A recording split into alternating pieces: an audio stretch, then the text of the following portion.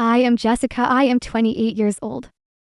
The rain was coming down in sheets as I pulled into the parking lot of the high-end bistro where I was supposed to meet Mark and our closest friends for a pre-wedding dinner. My dress was a deep emerald silk, a gift from my mother for the occasion, and I remember smoothing it out nervously while checking my reflection in the rearview mirror. I was 20 minutes late because a late-night conference call had run long, something Mark always complained about. He used to say my career was a distraction from our future, but I always thought he was just worried about me burning out. I felt a pang of guilt as I hurried toward the entrance, shielding my hair from the wind. The restaurant was one of those places where the lighting is intentionally dim and the wine is overpriced. The kind of place Mark loved because it made him feel like he had finally arrived in the upper echelons of society. I checked my phone one last time, seeing 3 missed calls from him, and felt my heart race. I didn't want to start the evening with an argument. When I pushed through the heavy oak doors, the warmth of the interior hit me, along with the soft hum of jazz and the clinking of silverware. I spotted our usual table in the back corner, a semi-private booth that offered a view of the entire room. Mark was there, surrounded by Dave, Sarah, and the rest of our circle. They were already several bottles of wine deep, and the atmosphere at the table seemed electric, though not in the way I expected. I slowed my pace as I approached, coming up behind the high back of the booth. I was about to call his name and apologize for the delay when I heard his voice, loud and clear, cutting through the ambient noise of the room. He wasn't looking for me. He was holding court. He told the group that he had finally made a decision and that the wedding was off. He said it with a smirk that I could hear in his tone even without seeing his face. He explained to everyone that he had been planning this for weeks and that he wanted to wait for the most public moment possible to end it because he wanted me to understand exactly how insignificant I was. He called me pathetic. He told Dave that I was like a loyal dog that didn't realize it was being led to the pound. He laughed about how I had paid for his car, his designer suits, and even the ring that was currently sitting on my finger. The table erupted in laughter. Sarah, who I had known since college, chimed in by saying she couldn't believe I hadn't figured it out yet, calling me a naive workaholic who had no identity outside of my bank account. I stood there, frozen in the shadows of a decorative pillar, feeling the blood drain from my face. My hands began to shake, but not from sadness. It was a cold, buzzing clarity. I listened as Mark described how he planned to wait until I walked to the table to give me the news in front of everyone, just so he could see the look of devastation on my face. He said he needed a woman with actual fire, someone who wasn't so desperately trying to please him all the time. He called my devotion boring. He called my success an accident. He told the table that once he walked away tonight, I would have nothing left but my money, and even that wouldn't buy me a soul. I took a deep breath, forcing the oxygen into my lungs until the shaking stopped. I didn't cry. I didn't scream. Instead, I stepped out from behind the pillar and walked slowly toward the table. The transition was instantaneous. Dave saw me first, his glass stopping halfway to his mouth, his eyes widening in a mixture of terror and guilt. One by one, the laughter died down until the only sound was the jazz music playing softly in the background. Mark was the last to realize I was there. He was mid-sentence, saying something about how I would probably beg him to stay.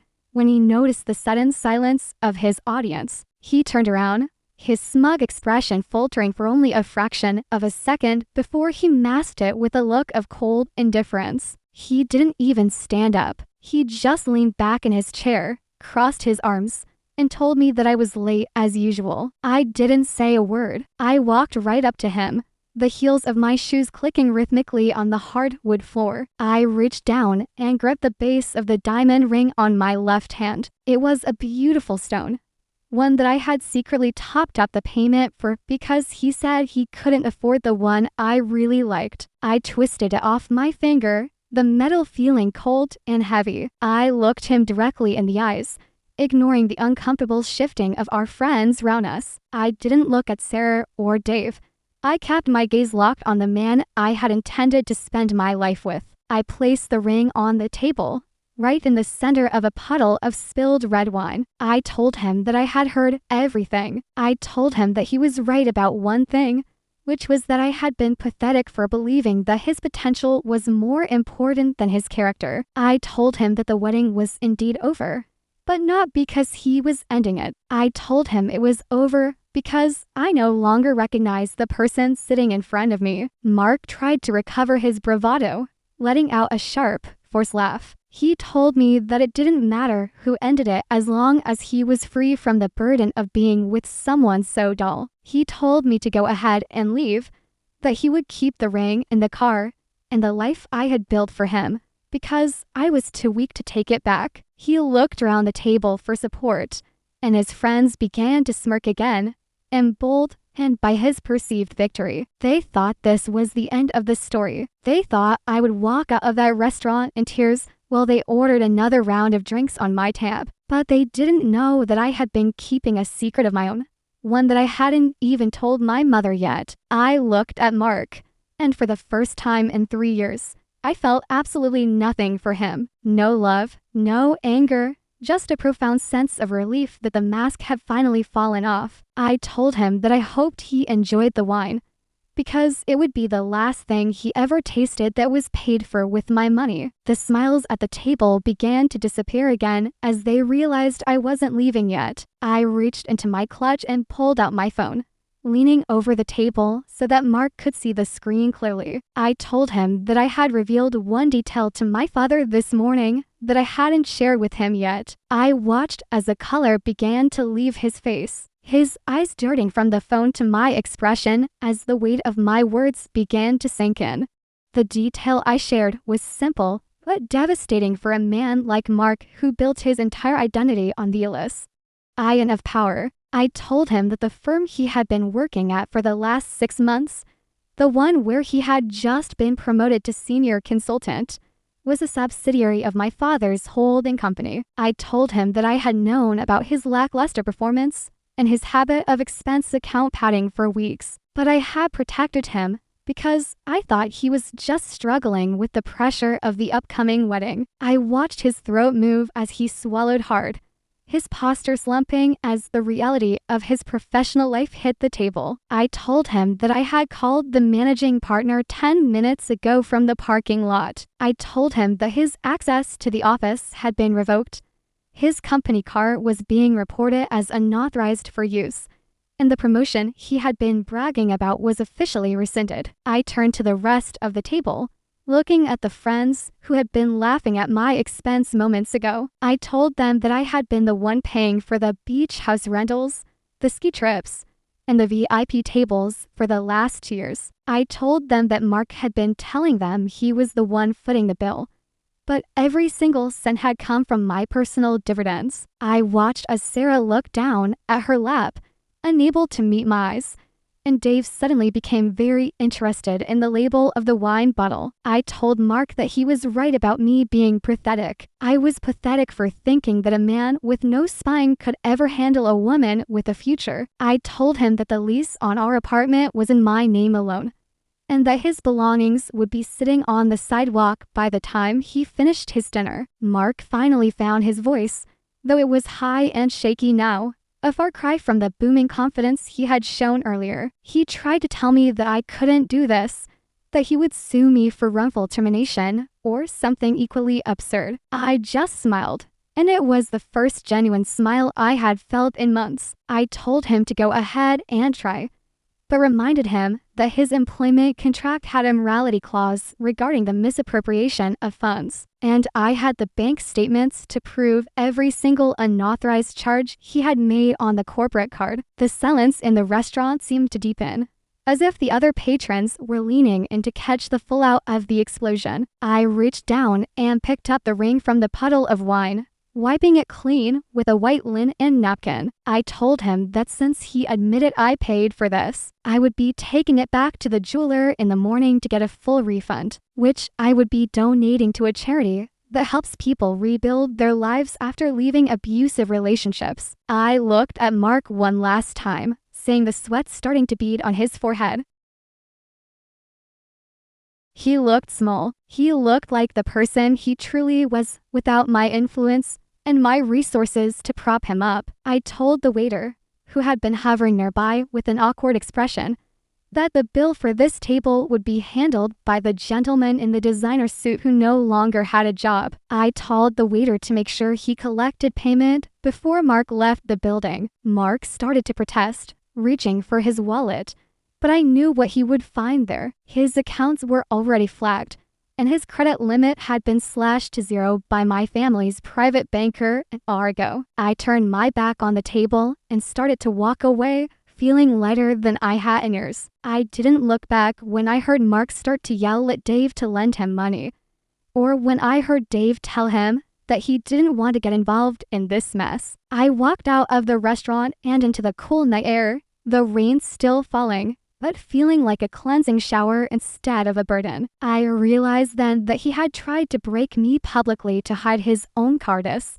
but all he had done was give me the stage to show him exactly who was in control. Over the next few days, the fallout was spectacular. Mark tried to call me dozens of times, sending long, rambling emails about how he was just joking and how the stress had gotten to him. I didn't answer a single one. I let my lawyers do the talking. I found out later that he had to move back in with his parents in another state because he couldn't afford a single month of rent in the city. The friends who had laughed at the table tried to reach out with apologies, claiming they were just caught up in the moment, but I blocked them all. I didn't need people in my life who only value me for what I could provide. I spent the weekend at a spa, reflecting on the 3 years I had wasted trying to shrink myself so that a small man could feel big. I realized that my success wasn't an accident and my devotion wasn't a weakness. They were tools that I had been using for the wrong person. A month later,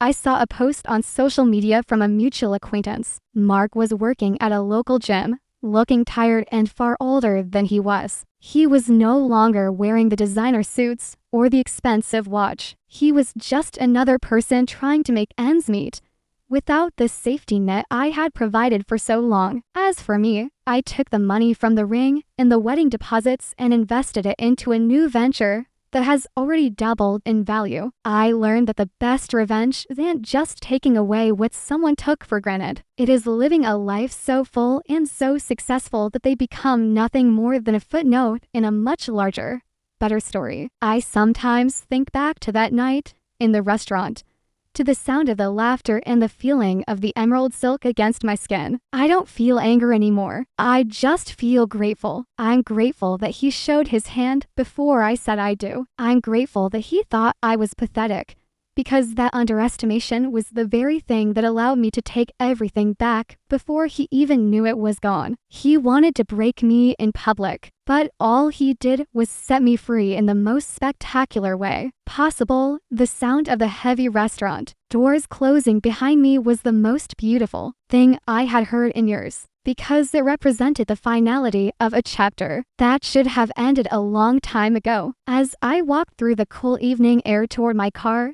my mind was a whirlwind of calculations and cold, hard facts. I didn't feel the sting of his words anymore, because the mask had fallen so completely that there was no man left to be hurt by.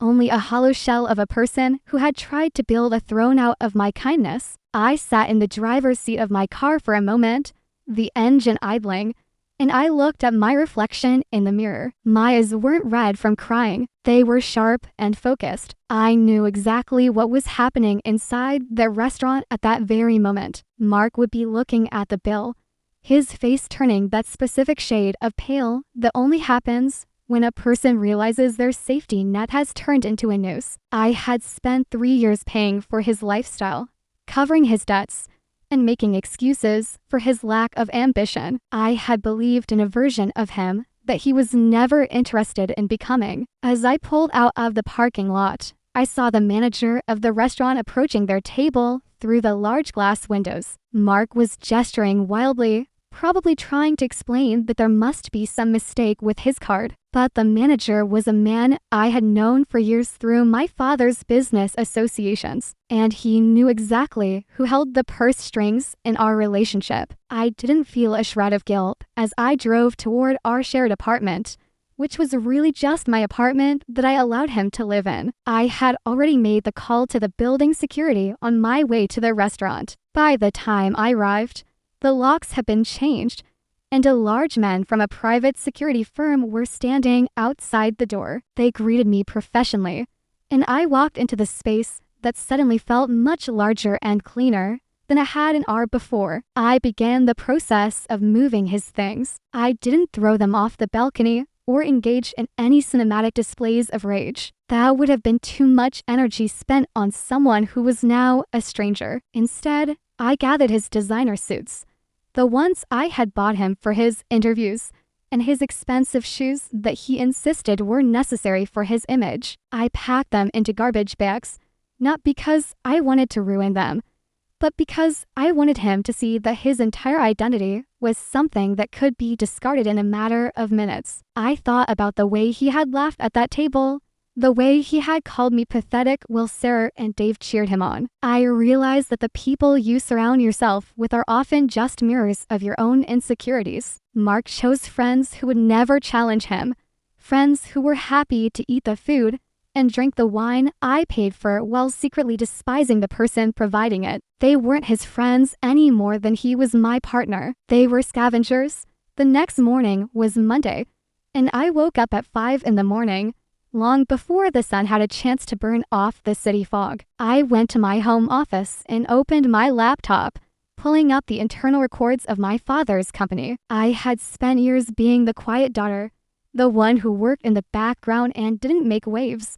But Mark had forgotten that the quietest people are often the ones who see everything. I spent 4 hours going through the expense reports he had submitted over the last 6 months. It was even worse than I had suspected. He hadn't just been padding his lunch meetings. He had been billing the company for weekend trips we had taken together, trips I had already paid for out of my own pocket. He was double dipping, stealing from the company that was keeping him afloat while lying to the woman who was funding his life. I compiled the evidence into a single, comprehensive file. I didn't send it to the police immediately. I sent it to the head of HR and the legal department with a short note stating that I had discovered these discrepancies during a routine audit of subsidiary operations. I knew the protocol. By 9 in the morning, Mark would be arriving at the office, likely hungover and desperate after the humiliation at the restaurant. He would be expecting to find a way to smooth things over,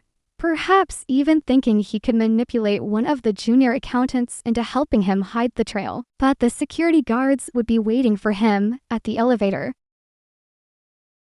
I could almost see it in my mind, the way he would try to use his charm, the way he would drop my father's name as if it were a shield, only to find that the shield had been turned into a sword. The phone calls started around 10. First it was Mark, calling from a blocked number, his voice frantic and cracking. He left a voicemail saying that I was overreacting and that we needed to talk like adults. He said that he was sorry for what happened at the restaurant, but that I was being cruel by attacking his career. He didn't understand that he had already destroyed his career the moment he decided to steal from the hand that fed him. I didn't listen to the whole message. I deleted it and blocked the new number. Then came the calls from his mother. She was a woman who had always treated me like a bank account rather than a daughter-in-law. She demanded to know why her son was being kicked out of his home and why his professional reputation was being dragged through the mud. She told me that I was a cold and heartless woman who didn't deserve a man like Mark. I listened to her for a moment, marveling at the delusion that runs in families. I told her very calmly that her son was a thief and a coward, and that if she wanted to support him, she could do so from her own home, because he would be arriving on her doorstep with his belongings in trash bags within the hour. I hung up before she could respond. The fallout continued through the week like a series of controlled demolitions. On Wednesday, I received a visit from Dave. He had the audacity to show up at my office building, waiting in the lobby until I came down for lunch. He looked different without the expensive wine In the dim lighting of the bistro, he looked small and nervous. He tried to apologize, saying that they were all just joking and that they didn't think I was actually there. He said that Mark was in a bad place and that as his friends, they felt they had to support him. But they didn't mean any harm to me. I looked at him and asked him if he had enjoyed the vintage Bordeaux they had ordered on my tab. He flinched. I told him that I had been paying for his life for 2 years because Mark wanted to look like a big shot, and he was happy to play along as long as it didn't cost him a cent. I told him that the party was over and that if I ever saw him or Sarah near me again, I would make it my personal mission to ensure their own employers received a full report on their character. He didn't say another word. He just turned and walked away, a shadow of the man who had been laughing at me just a few nights before. By Friday, the reality of the situation had fully set in for everyone involved. Mark had been officially terminated for cause, which meant he wouldn't be receiving a severance package. His name was blacklisted in the industry, not because of me, but because the evidence of his fraud was undeniable. The wedding, which was supposed to happen that Saturday, was officially canceled. I spent the day at the venue, a beautiful estate by the coast. I didn't cancel the catering or the flowers. Instead, I called a local women's shelter and a youth outreach program. I told them that I had a fully paid for event that was no longer needed for a wedding and that I wanted to host a gala for their volunteers and the people they served. It was the most beautiful day of my life. I stood in the back of the room, watching people who had actually struggled and overcome real hardship enjoy a meal that was meant to celebrate a lie. I realized that the money I had spent on Mark was a waste, but the money I was spending now was an investment in humanity. Months passed, and the silence from Mark's side became a permanent fixture in my life. I heard through the grapevine that he had tried to start a small consulting business, but without my father's connections or my financial backing, it folded within 3 months. He moved from city to city, trying to outrun the reputation he had built for himself. But the internet is a long and unforgiving memory. One afternoon, I was in a different part of town for a business meeting when I stopped at a local coffee shop. As I was waiting for my order, I saw a man cleaning the tables in the corner. He was wearing a faded uniform and looked as though he hadn't slept in weeks. It took me a moment to realize it was him. The confidence was gone. The designer suits had been replaced by cheap polyester. The hair that he used to spend an hour styling was unkempt. He looked up and our eyes met for a split second. I expected to feel a surge of triumph or perhaps a lingering bit of anger, but all I felt was a profound sense of nothingness. He was just a man cleaning a table, a man who had been given every opportunity to be something great and had chosen instead to be small. He looked away quickly, his face flushing with a familiar shade of red, and I picked up my coffee and walked out into the sunlight. I realized then that the best revenge isn't a single act of destruction. It isn't a dramatic reveal at a restaurant or a calculated professional blow. Those are just the tools used to clear the ground. The real revenge is the life you build on top of that cleared ground. It is the ability to walk past the person who tried to break you and feel absolutely nothing. I am no longer the woman who was late for dinner because she was working too hard to support a man who didn't respect her. I am the woman who owns the restaurant, the woman who runs the company, and the woman who knows her own worth. Mark wanted to break me in public because he was terrified of my power, but all he did was give me the permission to stop hiding it. He called me pathetic, but in the end, he was the only one who fit the description. I have found a peace that doesn't depend on anyone else's approval, and I have found a strength that doesn't need to be loud to be effective. As I drove away from that coffee shop,